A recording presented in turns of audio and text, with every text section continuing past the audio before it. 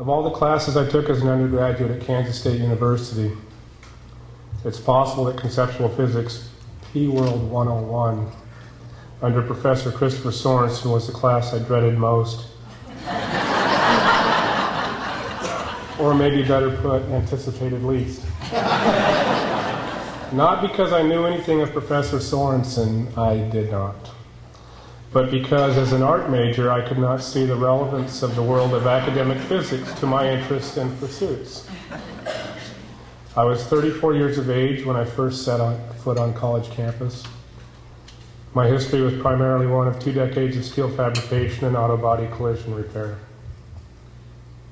My decision to attend college was not so much motivated by my conviction in the value of higher education, of which I was somewhat skeptical, but rather by my hope that an undergraduate college degree, any degree, might serve as a ticket from my past towards something higher or brighter or other.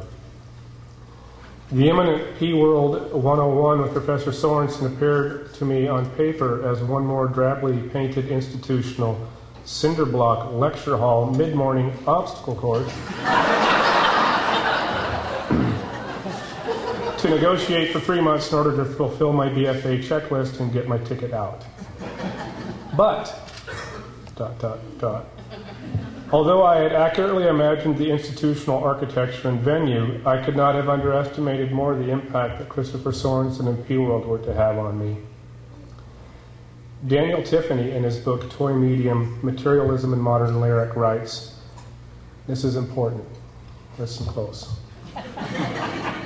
Both science and poetry proceed, in part, by making pictures of what we cannot see or merely escapes our notice, by attributing corporeal properties to inscrutable events. I am here as a witness to the exquisitely profound phenomenon of a teacher who is so deeply and devotedly at one with his craft and his calling that he is what he teaches. Life's ironies. Here I am being awarded Professor of the Year, and I hate school. I've always hated school. I hated school, for 55 years. 55 years ago, my mother woke me up early some beautiful September morning, dragged me out of bed, dressed me in good clothes. She called them school clothes. Walked me up the hill, shoved me on this big orange bus, kissed me in front of my friends. And sent me off to school, and it's been the same drudgery ever since.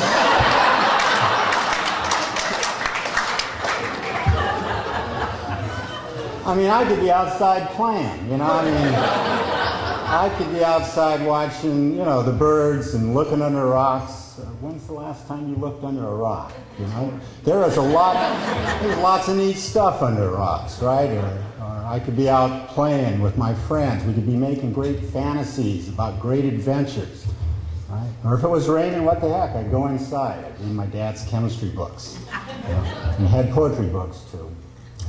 Or, you'd be laying on the floor drawing drawings and stuff like that. Throughout school, it was the same way. I'd much rather have been. And, I have a feeling, let's have a vote. Okay, your vote is school or summer vacation, okay?